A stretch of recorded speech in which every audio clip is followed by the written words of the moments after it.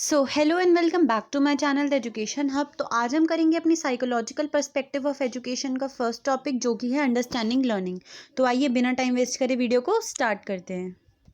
हम पहले देखेंगे कि जो डिफरेंट डिफरेंट साइकोलॉजिस्ट हैं उन्होंने कैसे डेफिनेशन दी है लर्निंग की, या कैसे डिफाइन किया है लर्निंग को।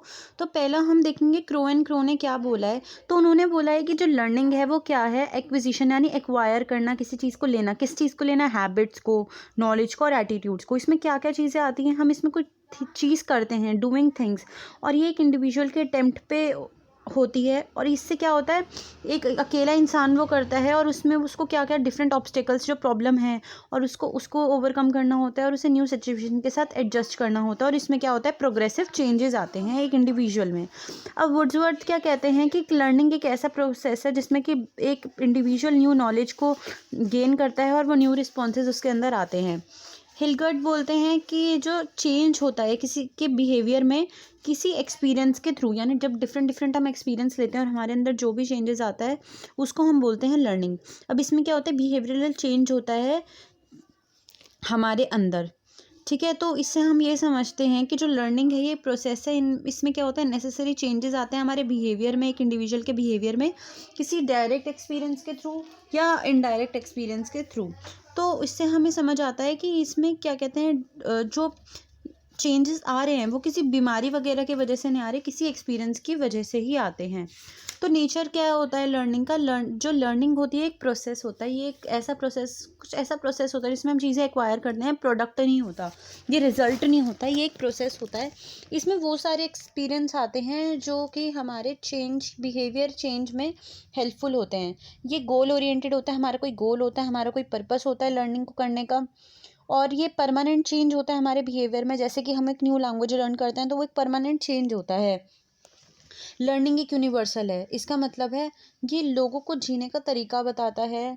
ये कॉन्टीन्यूअस प्रोसेस होता है, कि ये नहीं होता कि हम स्टेज के बाद आके हमारी लर्निंग नहीं होगी। नो, ये कॉन्टीन्यूअस प्रोसेस और नेवर एंडिंग प्रोसेस है।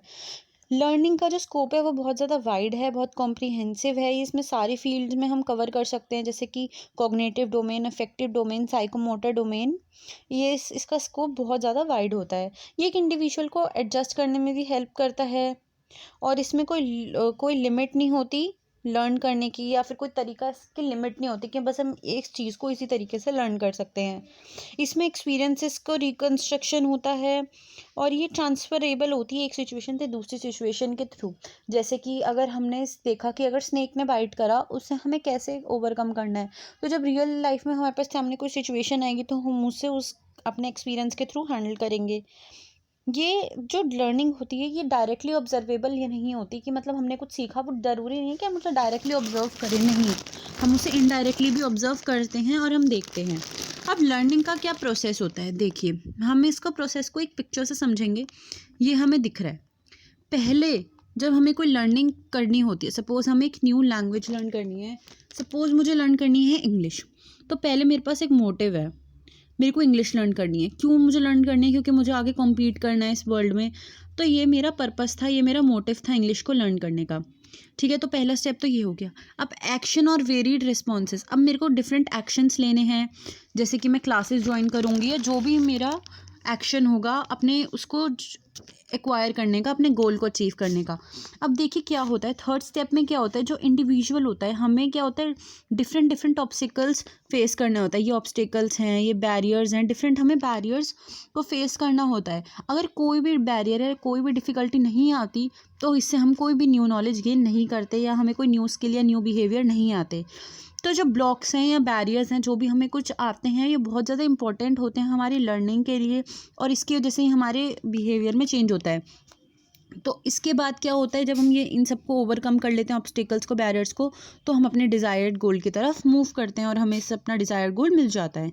तो ये तो हमने पढ़ा कि क्या प्रोसेस होता है लर्निंग का। अब लर्निंग करने की कुछ इंपॉर्टेंस भी होती है। तो सबसे पहले ये हेल्प करता है हमारे अंदर चेंजेस लाने के लिए, कॉग्निटिव, इफेक्टिव और साइकोमोटर चेंजेस लाने के लिए।